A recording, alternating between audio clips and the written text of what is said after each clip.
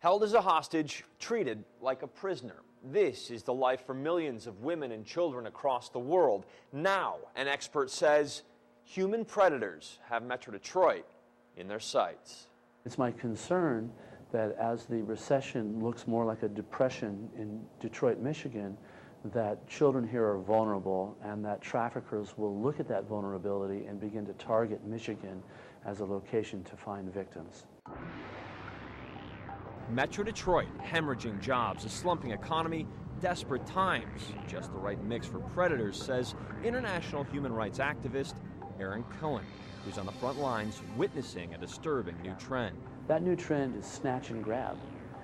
Instead of luring candidates away with a modeling contract or a job for a better life in another country as a waitress or whatnot, we're finding the new trend is a pillowcase over the head and a quick move to the SUV. Called the slave hunter, Cohen and his partner, Tatiana Kolorenko, have traveled the world infiltrating, rescuing young women and children trafficked into slavery, used for sex and labor. For traffickers, it is very easy to recruit a child and put the child to work.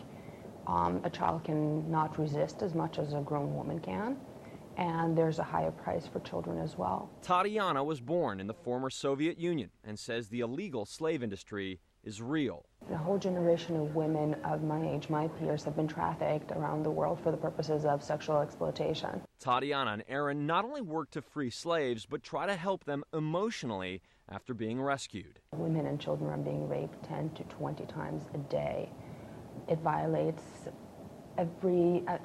them at every level, and it is not something you can just easily get over. It's something that stays with you and affects you your whole life. Justice is the motivating factor in that. Putting their lives on the line, going undercover, trying to free women and children. Once a victim confides in Aaron, telling him they're being held for a debt and offers him sex for a fee, Aaron and Tatiana can work with international authorities to get help rescuing the victims. A lot of people ask me how many slaves we've retrieved, you know? And whenever they ask me that question, I'm reminded of these faces that haunt me, faces of children that I've left behind. But this team refuses to give up. Even though we're able to help some and get a group of other girls out, that one we left behind, when I cannot find that one lost sheep, even though there's a flock there, my heart is filled with despair. Now, Aaron and Tatiana are sounding the alarm across the globe and right here at home.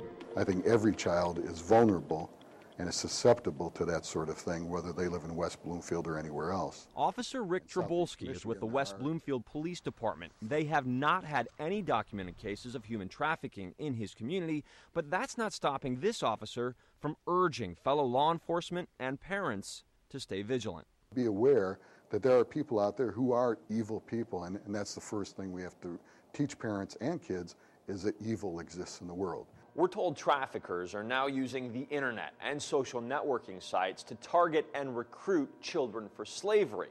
Parents and children are urged to report any predatory behavior to your local police department or to the FBI. Mark Santia, Local 4.